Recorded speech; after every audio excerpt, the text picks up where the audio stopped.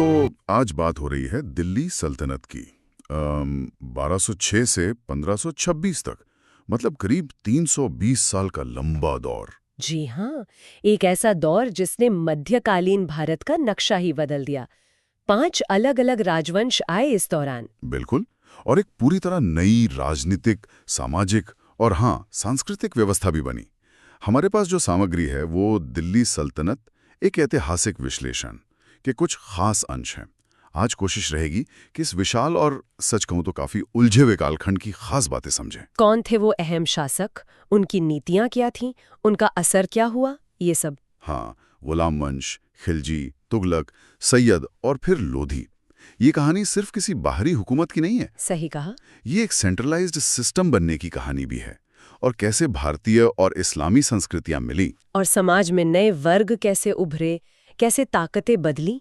चलिए शुरू करते हैं फिर। तो शुरुआत होती है कुतुबुद्दीन ऐबक से। मोहम्मद गोरी का कह सकते हैं सबसे काबिल गुलाम और सेनापति। हाँ, जिसने 1192 में तराइन की दूसरी लड़ाई के बाद भारत में तुर्की शासन की नींव रखी। कहते हैं वो बहुत उदार था, लाख बख्श कहते थे लोगों से, लाखों का दान देने वाला। जी, ऐसी बातें मशहूर हैं। दिल्ली में कुव्वतुल इस्लाम मस्जिद बनवाई, अजमेर में 2.5 दिन का झोपड़ा। और वो मशहूर कुतुब मीनार, उसकी शुरुआत भी ऐबक ने ही की थी। लेकिन फिर 1210 में अचानक पोलो खेलते हुए घोड़े से गिर गया और मौत हो गई। हाँ, तो ऐबक ने नींव तो रखी, पर सल्तनत को असल मजबूती और स्थिरता दी इल्तुतमिश ने 1211 से 1236 तक। अच्छा, इसीलिए कई इतिहासकार उसे असली संस्थापक मानते हैं। बिल्कुल। और उसकी प्रशासनिक सोच वो काफी दिलचस्प थी। उसने शुरू की इक्ता प्रणाली। इसमें क्या था कि ऑफिसर्स और सैनिकों को कैश सैलरी की जगह जमीन दे दी जाती थी, मतलब इक्ता। अच्छा, तो वो जमीन से अपना खर्चा निकालते थे। हाँ, इक्तादार का काम था कि वो उस इलाके से रेवेन्यू वसूले, अपना खर्चा निकाले, अपनी टुकड़ी रखे और जरूरत पड़ने पर सुल्तान की मदद करे। तो इससे एक तरह का सेंट्रलाइज्ड कंट्रोल बना। जी, एक केंद्रीकृत सैन्य और प्रशासनिक ढांचा बनाने में इससे बहुत मदद मिले। और वो 40 वफादार तुर्की सरदारों का गुट, तुर्कान चेहालगानी या चालीसा, वो भी इल्तुतमिश ने ही। हाँ, बिल्कुल। मकसद था सुल्तान को सपोर्ट देना, अपनी ताकत पक्की करना। पर देखिए किस्मत का खेल। इल्तुतमिश के मरने के बाद ही यही चालीसा गुट इतना पावरफुल हो गया कि सुल्तान बनाने और हटाने लगा। मतलब जो वफादारी के लिए बनाया वही गले की हड्डी बन गया। बिल्कुल, राजनीतिक अस्थिरता का बड़ा कारण बना ये। हाँ, और इल्तुतमिश ने कुतुब मीनार का काम पूरा करवाया था। फिर इतिहास ने एक बड़ी करवट ली। रजिया सुल्तान 1236 से 1240, दिल्ली सल्तनत की पहली और अकेली महिला शासक। जी, एक बहुत बड़ा कदम था उस जमाने के हिसाब से, लेकिन उन्हें इसी चालीसा गुट का जबरदस्त विरोध झेलना पड़ा और आखिर में उनकी हत्या कर दी गई। ये दिखाता है कि सत्ता के गलियारों में महिलाओं के लिए राह कितनी मुश्किल थी, बहुत ज्यादा। रजिया के बाद एक और बड़ा नाम आता है गयासुद्दीन बलबन, 1266 से 1287 तक। बलबन, वो तो खुद कभी इल्तुतमिश का गुलाम और चालीसा का मेंबर था, है ना? हाँ, यही तो दिलचस्प बात है। उसने सुल्तान के पद की खोई हुई इज्जत और ताकत वापस लाने पर पूरा जोर लगा दिया। और उसके तरीके, वो ईरानी रस्में, सिजदा और पैबोस, घुटनों पर झुकना, कदम चूमना, ये सब क्यों? देखिए, वो खुद गुलाम रह चुका था। मामूलों का मतलब ही है गुलामी से आजाद, तो उसे अपनी अथॉरिटी साबित करनी थी। अच्छा, मतलब डिवाइन राइट जैसा कुछ। हाँ, खुद को जिल्ले-ए-इलाही यानी ईश्वर की परछाई कहना, ये सब अपनी सत्ता को मजबूत करने, उसे वैधता दिलाने के तरीके थे। और उसने विद्रोहियों के लिए तो बहुत सख्त नीति अपनाई थी, लौह और रक्त की नीति। बिल्कुल। और सबसे बड़ी बात, उसने उस चालीसा गुट को पूरी तरह खत्म कर दिया जो सुल्तानों के लिए सिरदर्द बन गया था। सेना के लिए भी कुछ किया था उसने? हाँ, सेना को ऑर्गेनाइज करने के लिए एक अलग डिपार्टमेंट बनाया, दीवाने आरिज। तो गुलाम वंश में आप देखें एक पैटर्न है। ऐबक ने शुरू किया, इल्तुतमिश ने संस्थाएं बनाई, जैसे इक्ता और चालीसा। हाँ, पर चालीसा की ताकत बढ़ी तो दिक्कतें आईं, जिससे बलबन को और कठोर होना पड़ा। मतलब एक कदम का असर दूसरे पर पड़ता गया। ये तो है। अच्छा, बलबन के बाद फिर खिलजी वंश आया। जी, 1290 में जलालुद्दीन खिलजी ने शुरू किया, पर इस वंश का सबसे बड़ा नाम जाहिर है अलाउद्दीन खिलजी था। 1296 से 1316 तक। अलाउद्दीन खिलजी, उसका नाम सुनते ही लगता है महत्वाकांक्षा। सिकंदर सानी कहता था खुद को, दूसरा सिकंदर। बिल्कुल, उसकी सोच बहुत बड़ी थी और उसके सुधार भी बहुत बड़े पैमाने पर थे और एक दूसरे से जुड़े हुए। उसे साम्राज्य फैलाना था और मंगोलों के हमले भी तो लगातार हो रहे थे उस वक्त। हाँ, तो इसके लिए उसे चाहिए थी एक बहुत बड़ी परमानेंट आर्मी। उसने सल्तनत की शायद सबसे बड़ी स्थायी सेना बनाई। और सेना में धांधली रोकने के लिए वो तरीके अपनाए, घोड़ों को दागना, दाग प्रथा। जी, ताकि अच्छे नस्ल के घोड़े बदले न जा सकें, और सैनिकों का पूरा हुलिया दर्ज करना, हुलिया प्रथा। और उसने इकता की जगह नकद सैलरी देना शुरू किया सैनिकों को। हाँ, कैश पेमेंट। इससे सुल्तान का सीधा कंट्रोल बढ़ा फौज पर। लेकिन फिर सवाल वही, इतनी बड़ी फौज, नगद तनख्वाह, पैसा कहाँ से आएगा? यहीं पर आती है अलाउद्दीन की सबसे मशहूर या कहें तो बदनाम बाजार नियंत्रण नीति। अच्छा, मार्केट कंट्रोल पॉलिसी। उसने जरूरी चीजों के दाम फिक्स कर दिए, अनाज, कपड़े, घोड़े, गुलाम, सबके, और सख्ती से लागू करवाया, ताकि सैनिकों को कम तनख्वाह में भी गुजारा करने लायक सामान मिल सके। बिल्कुल, मकसद यही था, सैनिकों की परचेजिंग पावर बनी रहे। इसके लिए अलग अलग बाजार भी बनवाए, अनाज मंडी, सराय अदल। जी हाँ, अनाज के लिए गल्ला मंडी, कपड़े और बाकी चीजों के लिए सराय ए अदल, घोड़े, गुलाम, मवेशियों के लिए अलग बाजार। और इन पर नजर रखने के लिए अफसर और जासूस, शहनाए मंडी, बरीद। कमाल का सिस्टम था। सिस्टम तो कमाल का था, लेकिन बहुत सख्त। जरा सी हेरा फेरी पर बहुत कड़ी सजा मिलती थी। स्रोत बताते हैं कि वजन कम तौलने पर उतना ही मांस काट लिया जाता था। बाप रे, तो ये आम लोगों की भलाई के लिए कम, फौज के लिए ज्यादा था। हाँ, मुख्य मकसद तो फौज को संभालना ही था। और पैसा जुटाने के लिए उसने टैक्स सिस्टम में भी बड़े बदलाव किए। जैसे उसने जमीन की पैमाइश करवाई, मसाहत प्रणाली, और उसके आधार पर लगान तय किया, और लगान बढ़ाकर कर दिया उपज का 50%। 50%? ये तो बहुत ज्यादा है। सल्तनत काल में सबसे ज्यादा। जी हाँ, और उसने अमीरों, इक्तादारों से जमीनें छीनकर उन्हें सीधी सरकारी कंट्रोल वाली खालसा भूमि में बदला, ताकि सारा पैसा सीधे शाही खजाने में आए। बिल्कुल। और घरी यानी घर पर टैक्स, चरी यानी चराई पर टैक्स, ये नए टैक्स भी लगाए। तो साफ दिखता है कि अलाउद्दीन के सैन्य, आर्थिक और राजस्व सुधार ये सब आपस में जुड़े थे, एक बड़ी रणनीति का हिस्सा थे। बड़ी फौज चाहिए तो सस्ता बाजार चाहिए, और दोनों के लिए खजाना भरना पड़ेगा। बिल्कुल, ये तिकड़ी उसकी नीतियों का आधार थी।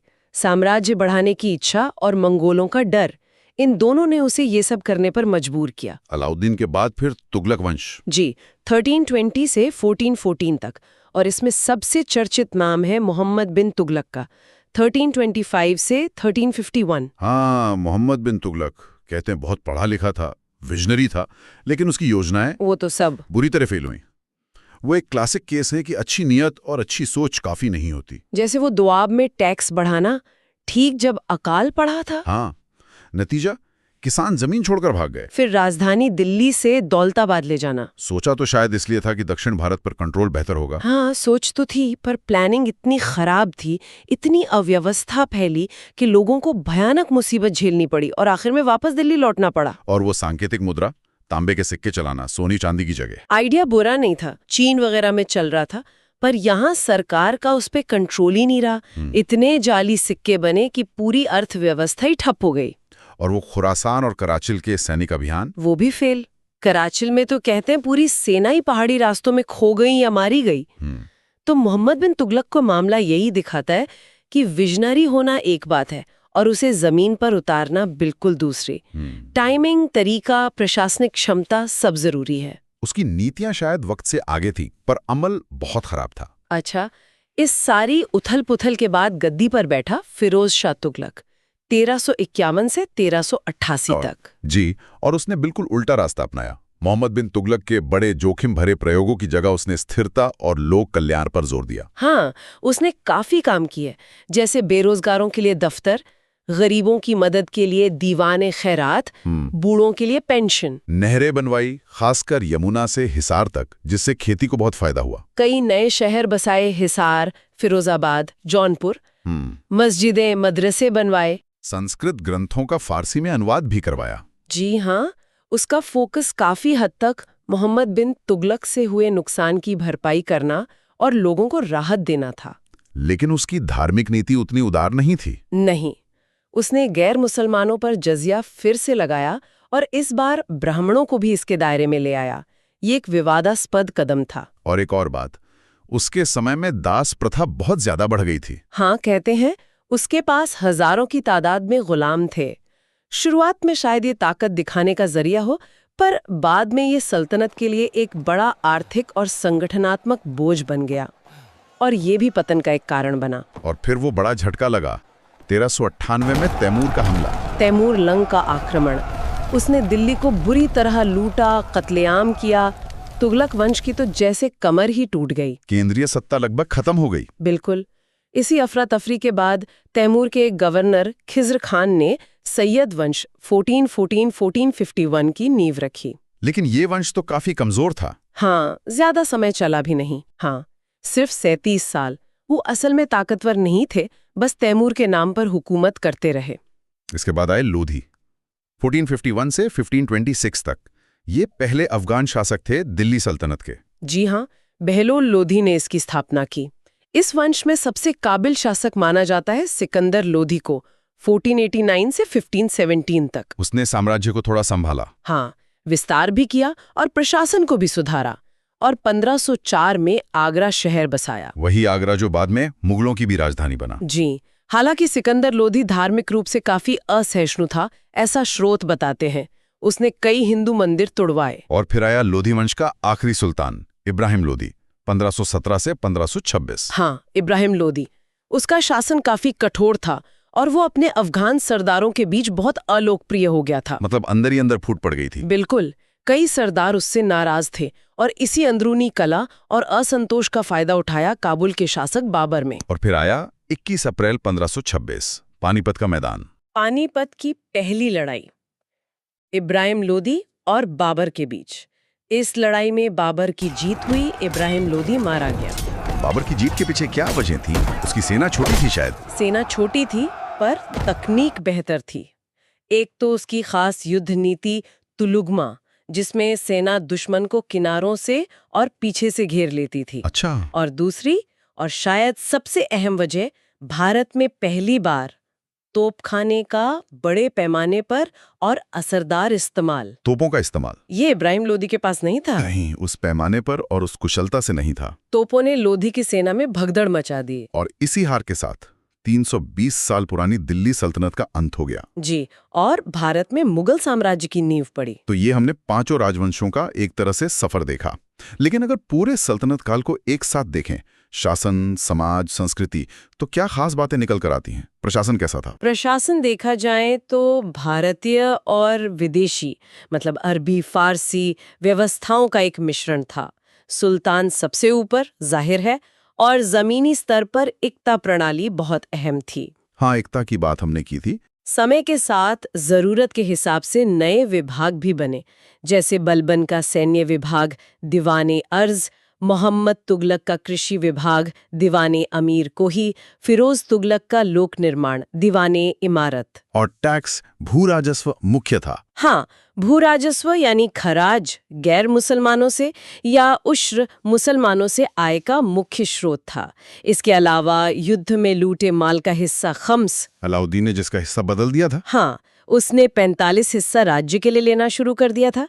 फिर धार्मिक कर थे ज़कात मुसलमानों पर और जजिया गैर मुसलमानों पर। और अलाउद्दीन की भारी टैक्स दरों का किसानों पर बुरा असर भी पड़ा होगा। जाहिर है, 50% लगान बहुत ज्यादा था। समाज की बात करें तो वो मुख्य रूप से धर्म के आधार पर बटा था, हिंदू और मुस्लिम, लेकिन वर्गों का विभाजन भी गहरा था। जैसे सबसे ऊपर अमीर और तुर्की सरदार, फिर उलेमा यानी धर्मगुरु, फिर शहरों में रहने वाले कारीगर, व्यापारी, फिर बड़ी संख्या में किसान और सबसे नीचे दास। दास प्रथा काफी फैली हुई थी, खासकर फिरोज तुगलक के समय। हाँ, उसके समय में दासों की संख्या बहुत ज्यादा हो गई थी, जो बाद में एक बड़ी समस्या बनी। और